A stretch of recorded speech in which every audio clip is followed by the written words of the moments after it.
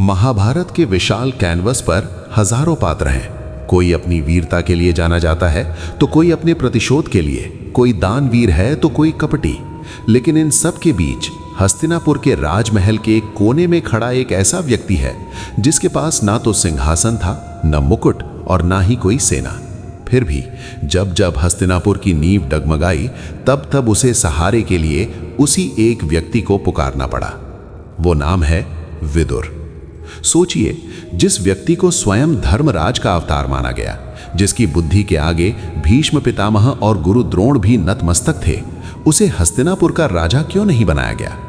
क्या ये केवल नियति थी या इसके पीछे समाज का वो क्रूर सच था जो आज भी हमारे बीच जीवित है? आज हम विदुर के जीवन की गहराइयों में उतरेंगे।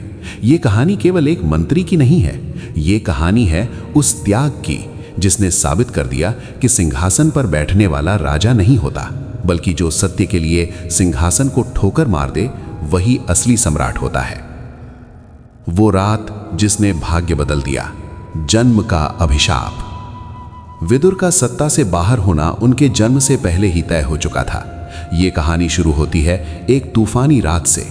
कुरु वंश का भविष्य खतरे में था। विचित्र वीर की मृत्यु के बाद वंश को आगे बढ़ाने के लिए महर्षि वेदव्यास को बुलाया गया। माता सत्यवती ने अपनी बहुओं अंबिका और अंबालिका को व्यास जी के पास भेजा। व्यास जी का तेज इतना प्रचंड था कि अंबिका ने डर कर आंखें बंद कर ली, जिससे धृतराष्ट्र अंधे जन्मे, और अंबालिका भय से पीली पड़ गईं, जिससे पांडु रोगी जन्मे। लेकिन सत्यवती हार नहीं मानना चाहती थी। उन्होंने अंबिका को दोबारा भेजा, लेकिन इस बार अंबिका ने स्वयं न जाकर अपनी दासी को व्यास जी के कक्ष में भेज दिया। यही वो क्षण था जब इतिहास बदल गया। वो दासी न डरी न हिचकिचाई। उसने महर्षि के सामने पूर्ण समर्पण और भक्तिभाव रखा। वो जानती थी कि वो एक महर्षि के समक्ष खड़ी है। उसकी भक्ति से प्रसन्न होकर व्यास जी ने उसे वरदान दिया और उस दासी के गर्भ से जन्म हुआ विदुर का। यहां रुककर सोचिए, जिस व्यक्ति को स्वयं धर्मराज का अवतार माना गया, जिसकी बुद्धि के आगे भीष्म पितामह और गुरु द्रोण भी नतमस्तक थे, उसे हस्तिनापुर का राजा क्यों नहीं बनाया गया? क्या ये केवल नियति थी या इसके पीछे समाज का वो क्रूर सच था जो आज भी हमारे बीच जीवित है? आज हम विदुर के जीवन की गहराइयों में उतरेंगे। ये कहानी केवल एक मंत्री की नहीं है, ये कहानी है उस त्याग की जिसने साबित कर दिया कि सिंहासन पर बैठने वाला राजा नहीं होता, बल्कि जो सत्य के लिए सिंहासन को ठोकर मार दे वही असली सम्राट होता है। प्रतिभा का पिंजरा, सत्ता नहीं सेवा। बचपन से ही यह स्पष्ट था कि राजनीति, धर्म और नीति शास्त्र में विदुर का कोई सानी नहीं था। भीष्म पितामह ये जानते थे।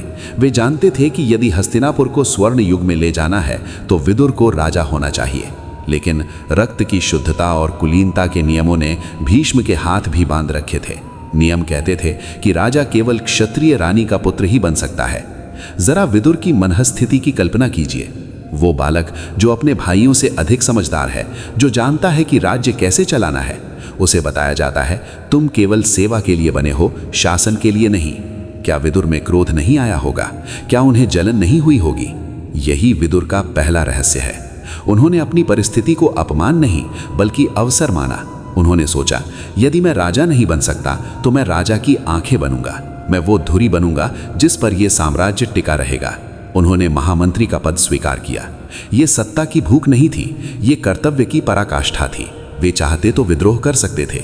वे चाहते तो पांडवों और कौरवों को आपस में लड़वाकर खुद सत्ता हथिया सकते थे, जैसे शकुनी ने किया। लेकिन विदुर ने विदुर नीति का निर्माण किया। सीख।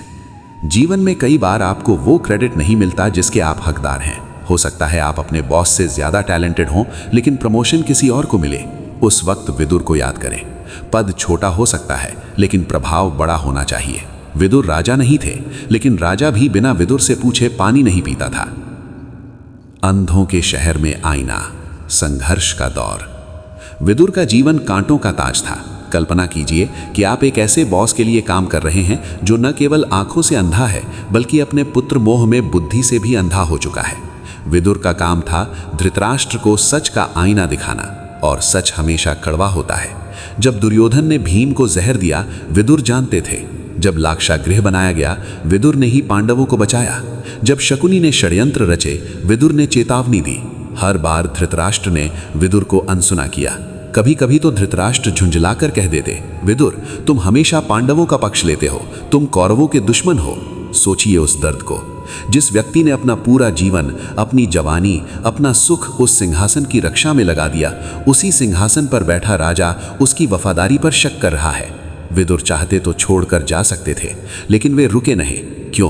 क्योंकि वे जानते थे कि जिस दिन वे हस्तिनापुर छोड़ देंगे, उस दिन हस्तिनापुर का विनाश शुरू हो जाएगा।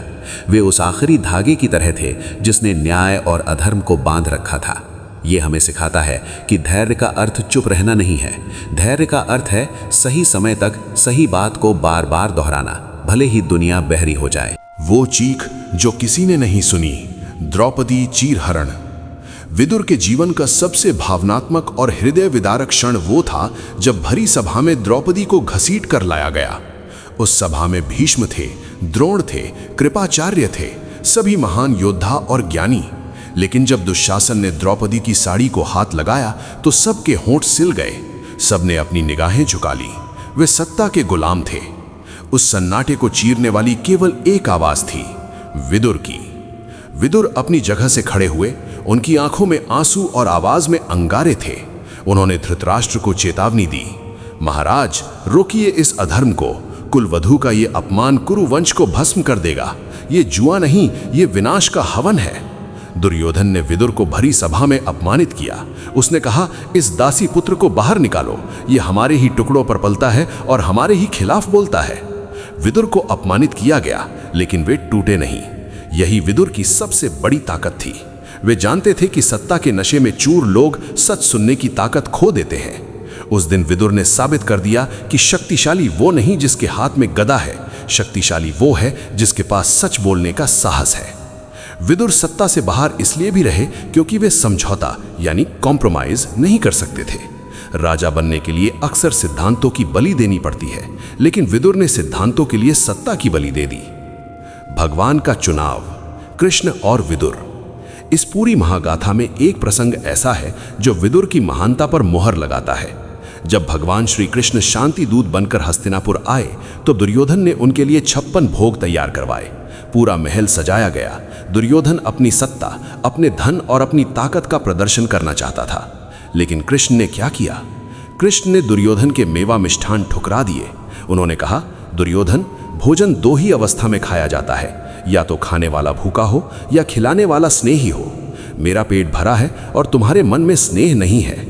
और फिर त्रिभुवन के स्वामी द्वारकाधीश श्री कृष्ण कहाँ गए? वे गए विदुर की छोटी सी कुटिया में। विदुर की पत्नी कृष्ण को देखकर इतनी भाव विभोर हो गई कि वे केले छीलकर छिलके कृष्ण को खिलाने लगी और गूदा फेंकने लगी। और कृष्ण बड़े चाव से वे छिलके खा रहे थे क्योंकि उन छिलकों में प्रेम का स्वाद था। जब विदुर घर आए और ये दृश्य देखा तो वे रो पड़े। ये प्रसंग बताता है कि विदुर सत्ता से बाहर क्यों थे, क्योंकि ईश्वर सत्ता के महलों में नहीं बल्कि भक्ति की झोपड़ियों में मिलता है। विदुर राजा नहीं थे, लेकिन राजाओं के राजा कृष्ण उनके मित्र थे। अगर विदुर राजा होते तो शायद वे भी राजनीति के चक्रव्यूह में फंस जाते। सत्ता से उनकी दूरी ने ही उन्हें परमात्मा के करीब रखा।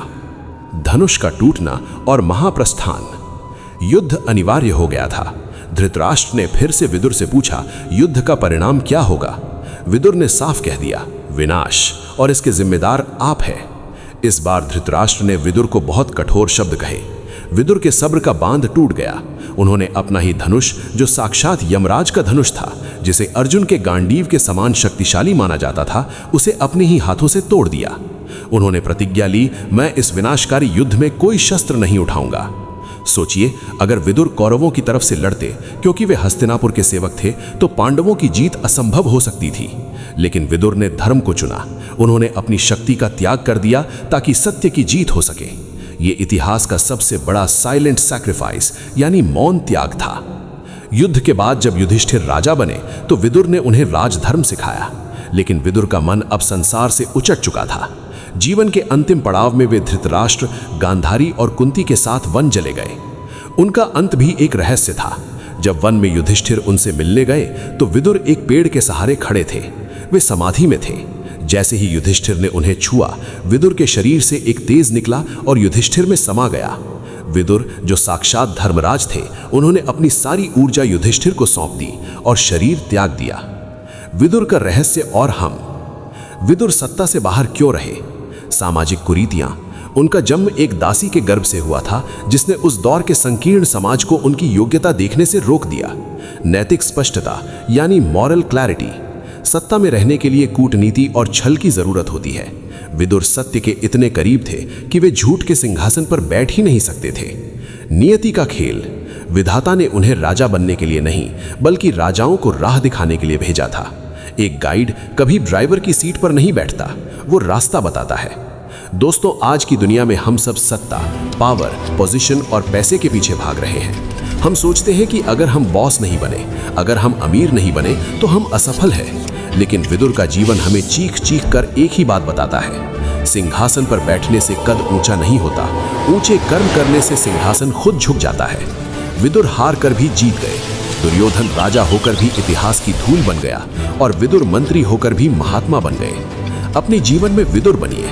अगर आपके साथ अन्याय हो तो अपनी योग्यता पर शक मत कीजिए।